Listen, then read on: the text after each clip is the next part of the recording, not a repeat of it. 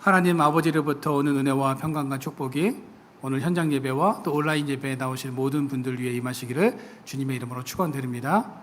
예, 우리 인사하겠습니다. 잘 오셨습니다. 은혜 받으세요. 이렇게 인사하겠습니다.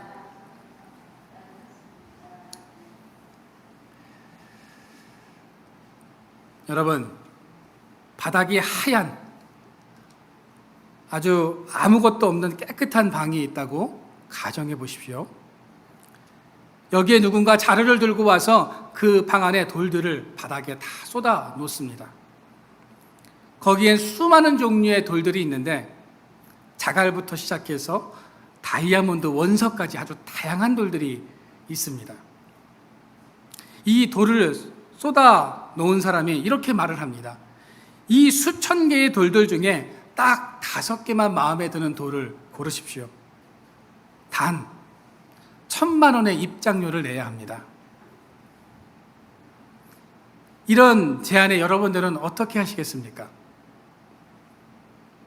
이 제안을 받아들이시겠습니까? 아니면 이 제안을 거절하시겠습니까? 잘만 고르면 다이아몬드를 얻을 수 있고요. 또 잘 못 고르면 돌을 짚게 되겠죠. 여러분들은 수많은 돌들 중에서 보석을 골라낼 수 있는 안목이 있으십니까?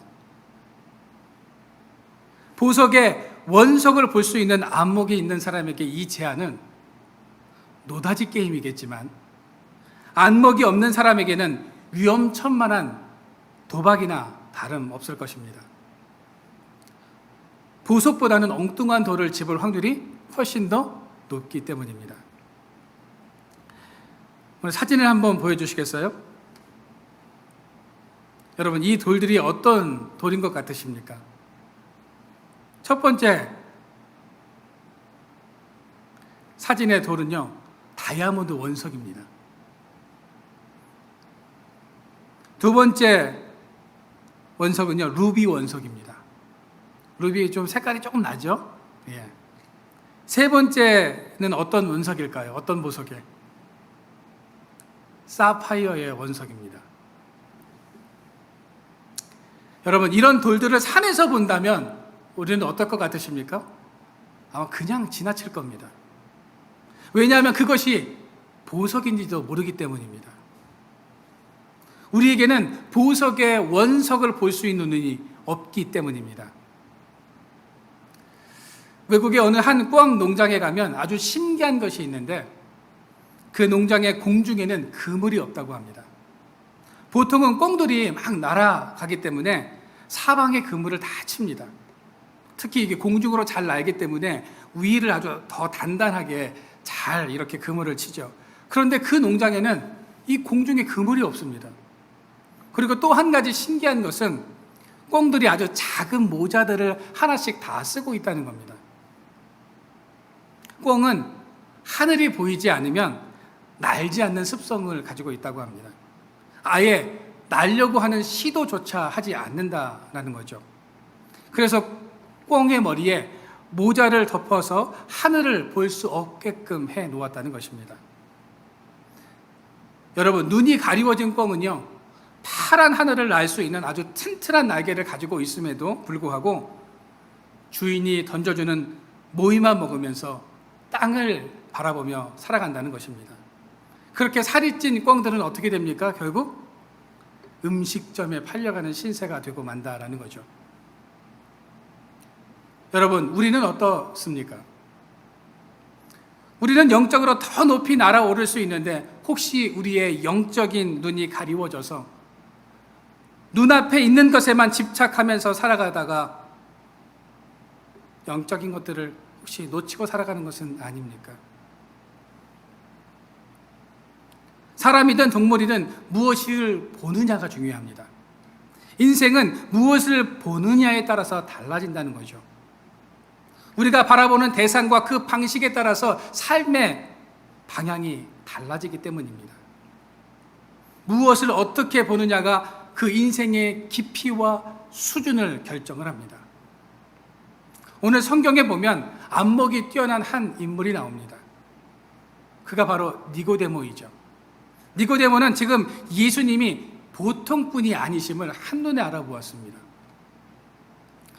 니고데모는 예수님의 지금까지의 행적을 예의주시하면서 그가 어떤 분이신가 관찰하면서 그 예수님을 눈여겨보고 있었습니다. 그러다가 밤에 예수님을 찾아와서 대화를 나누게 된다는 것이 오늘 여러분들이 읽으셨던 성경 본문의 내용입니다.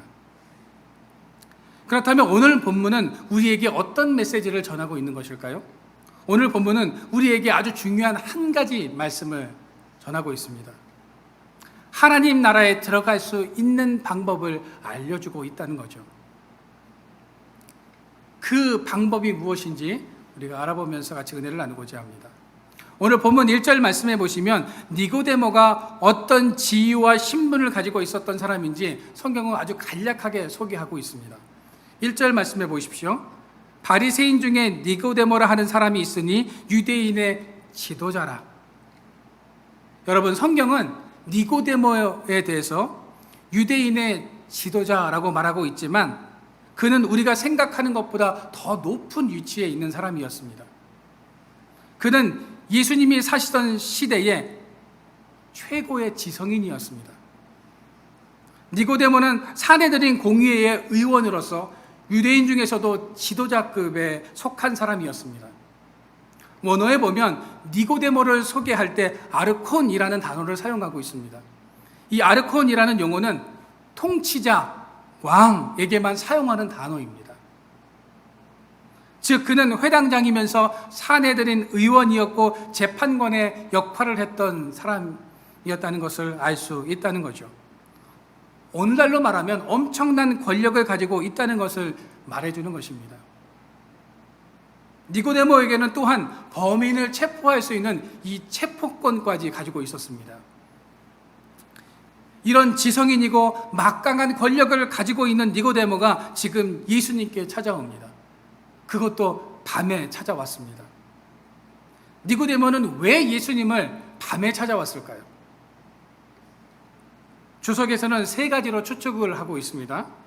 첫째는 자신이 가지고 있는 권력과 특권적 위치를 잃을 수도 있다는 생각 때문에 밤에 주님을 찾아왔다고 말합니다. 당시 유대 종교 지도자들은 예수님을 눈의 가시처럼 여겼습니다. 어떻게 하면 저 예수님을 죽일까를 생각하면서 그 예수님을 예의주시하고 있었다는 거죠. 그런데 니고데모가 예수님을 찾아갔다는 소식이 이 사내들인 공의의 지도자들에게 알려지기라도 한다면 자신이 누리고 있는 모든 특권을 빼앗길 수 있다는 생각을 하고 있었기 때문에 이 니고데모는 밤에 예수님을 찾아갔다는 것입니다. 둘째는 예수님에 대해서 좋지 않은 감정을 가지고 있는 다른 유대 종교 지도자들의 자극하지 않기 위해서 밤을 선택한 것입니다. 세 번째는 예수님과 조금 더 깊이 있는 대화를 나누고 싶어서 분주한 낮 시간보다는 밤을 선택했다는 것입니다. 그렇게 밤에 찾아온 니고데모가 예수님과 만나서 대화를 나눕니다. 니고데모는 대화의 첫 시작을 어떻게 시작하고 있습니까? 랍비여라고 이렇게 이야기를 합니다. 예수님을 랍비라고 지금 칭하고 있습니다. 니고데모가 예수님을 랍비라고 부른 것은 참 이례적인 일입니다. 왜냐하면 정통 유대인이며 존경받는 랍비였던 니고데모가 지금 30살밖에 되지 않은 예수님에게 랍비라 칭하는 것은 쉽지 않은 행동이었다는 거죠. 당시 랍비가 되려면 우선 랍비로서의 정규 교육을 받아야 합니다. 나이도 40세가 넘어야 합니다. 그런데 예수님께서는 이 두 가지 어느 것에도 해당 사항이 없다는 거죠. 그럼에도 불구하고 니고데모가 예수님을 랍비라고 부른 것은 그가 열린 마음의 소유자였고 경건한 사람이었으며 예수님의 영적 권위를 인정하고 있었다는 것을 우리가 알 수 있는 것입니다. 이런 지성인이었던 니고데모가 3절에 보시면 예수님과 대화를 나누면서 아주 무지를 드러내는 장면이 이 3절에 나옵니다. 예수님은 니고데모가 어떤 이유로 자신을 찾아왔는지를 너무나 잘 알고 계셨습니다. 지금까지 니고데모는 자신의 지식, 열정, 열심, 율법, 선민이라는 이 자격 때문에 자신이 하나님 나라에 들어갈 수 있다고 생각했습니다. 그런데 예수님께서는 세상적인 조건으로는 하나님 나라에 들어갈 수 없다는 말씀을 공생의 기간 동안 계속 하셨던 것입니다. 그로 인해서 니고데모는 의문이 생겼습니다. 그러면 어떻게 해야 하나님 나라에 들어갈 수 있고 내가 구원받을 수 있는 방법이 무엇인가 하는 궁금증을 가지고 지금 니고데모는 예수님을 찾아왔다는 겁니다. 예수님은 니고데모의 그 궁금증과 마음을 아시고 하나님 나라를 볼 수 있는 방법을 알려주시죠. 그 방법이 무엇입니까? 오늘 3절 말씀에 나옵니다. 오늘 3절 말씀을 다시 한번 우리가 같이 한번 읽어볼까요? 예수께서 대답하여 이르시되 진실로 진실로 내게 이르노니 사람이 거듭나지 아니하면 하나님 나라를 볼 수 없느니라. 거듭나야 하나님의 나라를 볼 수 있다고 예수님께서 말씀하고 계십니다. 여러분, 거듭남은 헬라어로 아네센이라고 하는데 이 뜻은 다시 한번 이라는 뜻도 있지만 하늘로부터라는 이런 이중적인 의미가 있습니다. 거듭남은 다시 태어나는 것을 말합니다. 사람이 다시 태어나기 위해서는 하늘로부터 임하는 은혜를 경험할 때 다시 태어날 수 있다는 것을 말하는 것입니다. 예수님은 이 거듭남을 경험한 사람만이 하나님의 나라를 볼 수 있다고 말씀하십니다. 하나님의 나라를 볼 수 있다는 것은 하나님의 나라에 들어갈 수 있다는 말과 동일한 의미입니다. 3절의 예수님의 말씀은 니고데모에게 충격 그 자체였습니다. 왜냐하면 주님의 이 말씀은 곧 너는 아직 구원받지 못했다라는 말씀이기 때문이었습니다. 그는 나름대로 성실하게 살았습니다. 율법도 잘 지켰습니다. 하나님에 대해서는 누구보다 잘 알고 있다고 생각했습니다.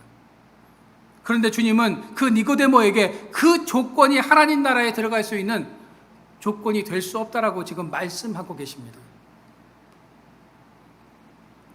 지금 니고데모는 하나님의 나라에 들어갈 수 있는 방법을 물어보았고 예수님께서는 거듭나야 들어갈 수 있다고 지금 말씀하고 계십니다.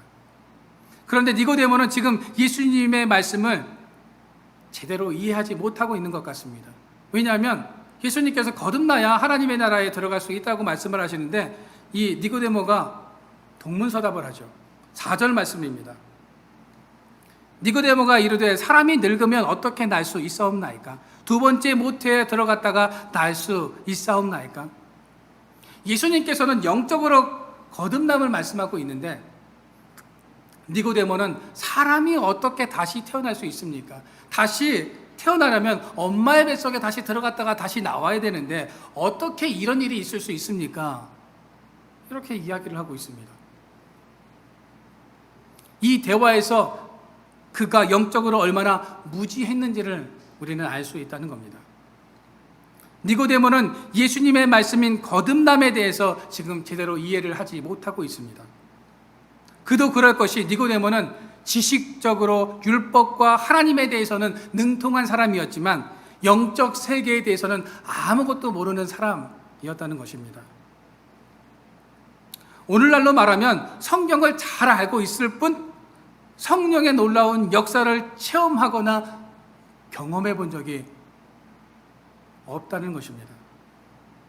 그래서 예수님께서는 5절을 통해서 거듭남이 무엇인지를 아주 이해하기 쉽게 이 니고데모에게 설명을 해 주십니다.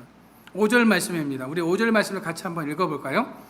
시작. 예수께서 대답하시되 진실로 진실로 내게 이르노니 사람이 물과 성령으로 나지 아니하면 하나님의 나라에 들어갈 수 없느니라. 예수님은 니고데모에게 거듭남이 무엇이라고 말씀하고 계십니까? 물과 성령이라고 말씀하고 있습니다. 여기서 물은 세례를 의미하는 것이죠. 사실 물과 성령으로 거듭난다는 이 말씀은 니고데모에게 상당히 불편한 말이었습니다. 왜냐하면 유대인들은 자신들이 선민이라고 생각하고 있었기 때문입니다. 자신들이 선택받은 백성이기 때문에 하나님의 나라에 들어갈 수 있다고 생각하고 있었기 때문입니다. 그런데 예수님께서는 유대인이기 때문에 선민이기 때문에 율법을 잘 알고 있기 때문에 구원받을 수 있는 것이 아니라 세례와 성령을 통해서만 구원을 받을 수 있고 하나님 나라에 들어갈 수 있다고 지금 말씀하고 계십니다. 예수님께서는 지금 니고데모의 세계관을 아주 철저하게 무너뜨리고 계십니다. 니고데모는 지금까지 랍비였고 사내들이 공의원, 의원이었고 권력도 가지고 있었고 율법적으로도 박식했으며 선민이라는 특권 의식을 가지고 늘 살아왔습니다. 그런데 예수님께서는 그 조건만으로는 절대로 하나님 나라에 들어갈 수 없다는 지금 충격적인 말씀을 이 니고데모에게 하고 계시다라는 겁니다. 세례와 성령을 받을 때에만 하나님의 나라에 들어갈 수 있다고 말씀하십니다. 여기서 세례는 물 세례를 의미하는데 물 세례는 회개와 정결을 의미하는 것입니다. 죄를 씻어내는 철저한 회개가 있어야 하나님의 나라에 들어갈 수 있다는 것이죠. 또한 성령의 새롭게 하심을 경험할 때 하나님의 나라에 들어갈 수 있다는 말씀인 것입니다. 여러분, 니고데모뿐만 아니라 우리도 하나님 나라에 들어가기 위해서는 성령께서 내 안에 내주하셔야 합니다. 내가 성령님과 함께 성령님께서 내 안에 계실 때 우리는 하나님의 나라에 들어갈 수 있습니다. 성령님과 함께 한다는 것은 철저한 회개와 정결한 삶을 살아간다는 것을 의미하는 것입니다. 여러분들은 지금 성령님과 함께하고 계십니까?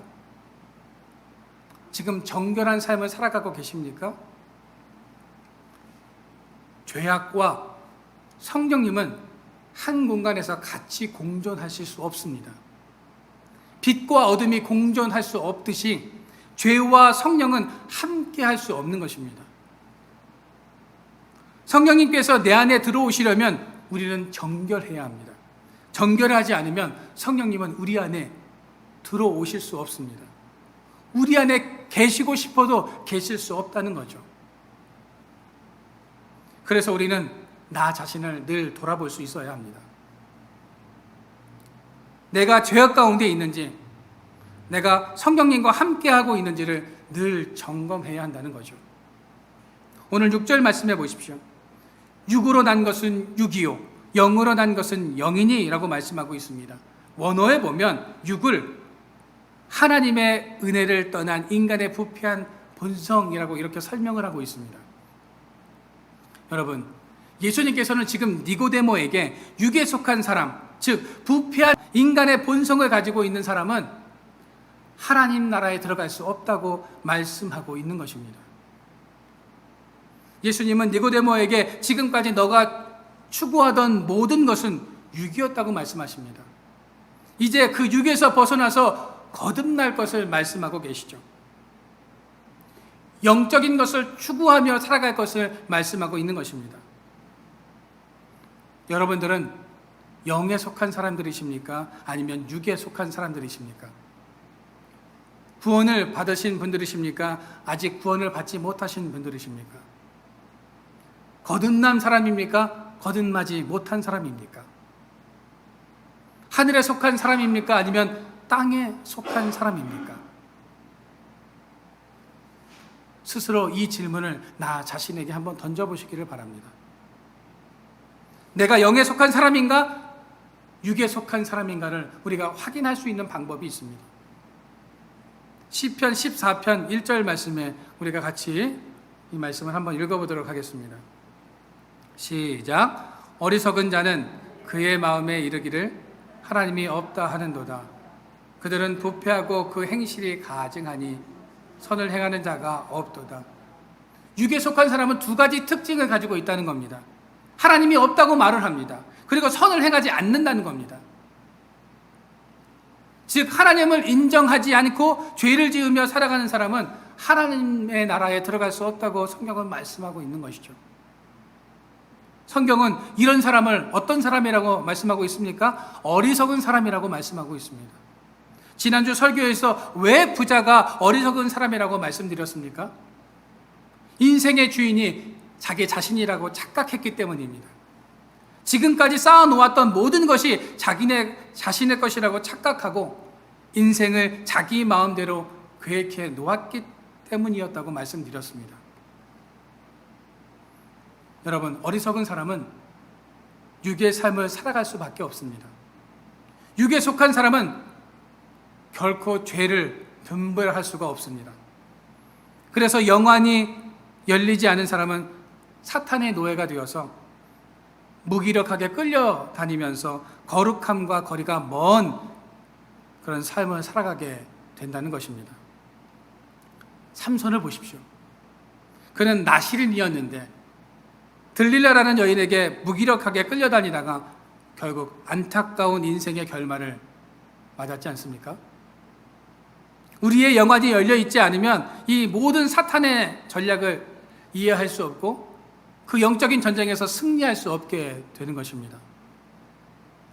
다윗은 어린 시절부터 영의 세계를 보았고 곰과 사자의 발톱에서 건져내시는 하나님을 체험했습니다.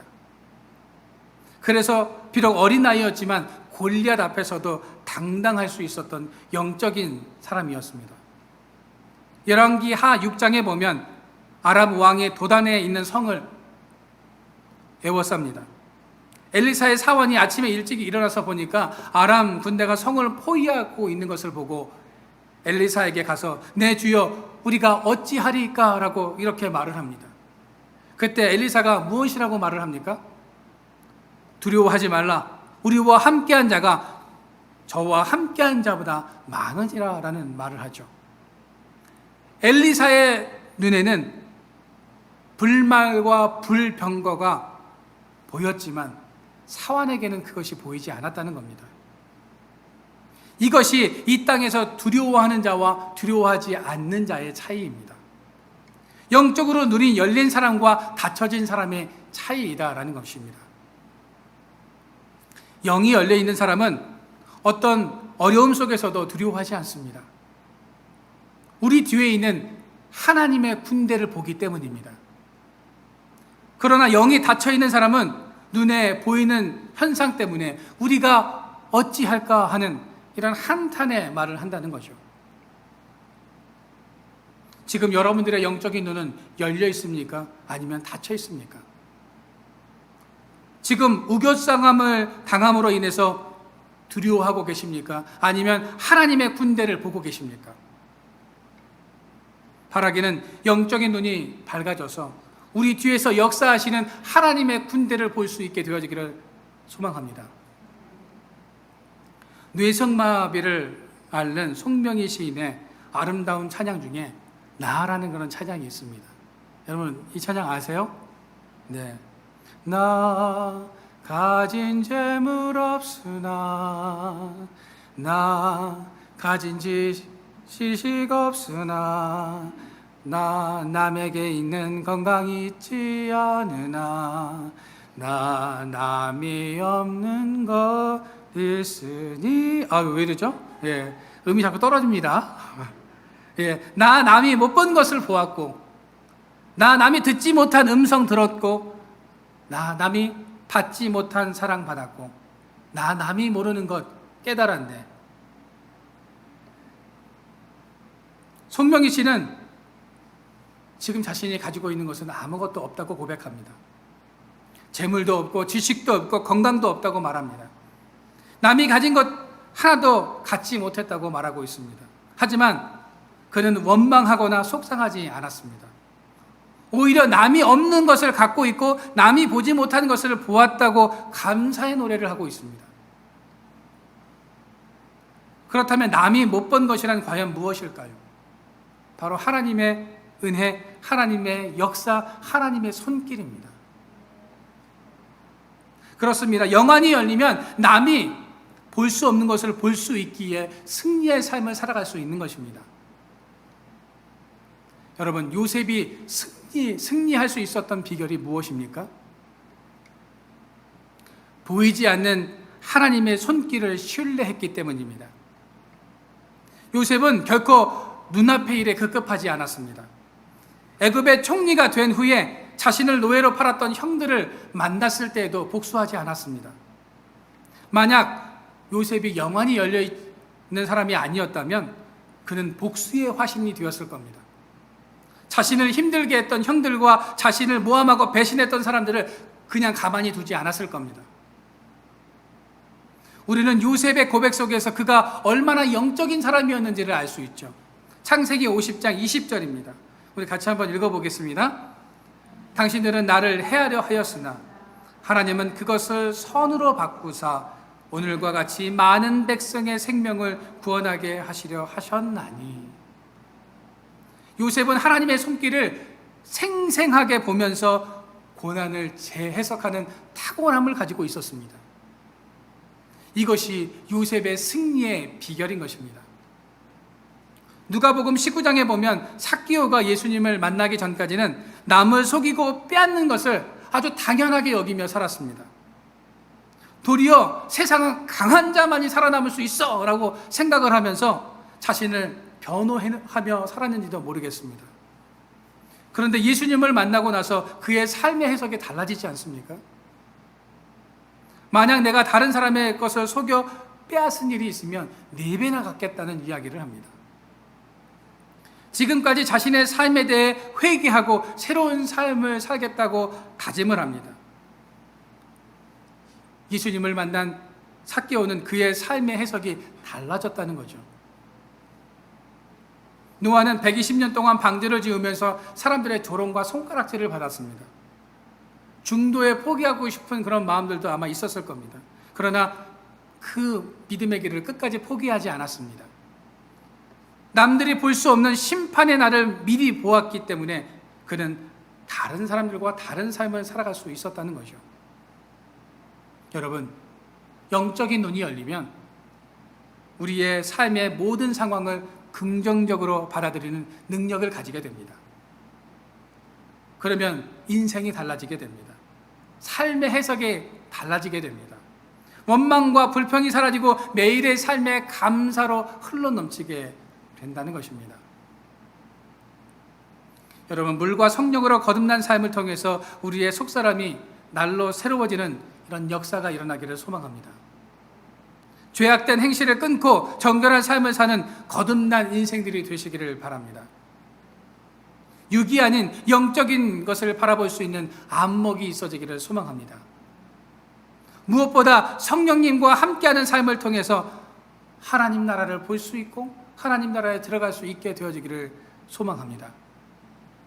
늘 성령님을 내 마음에 모시고 그 성령님과 살아감으로 하나님의 나라를 바라보며 이 세상에서도 천국의 삶을 누리며 살아가는 저와 여러분들의 삶이 되어지기를 주님의 이름으로 축원드립니다.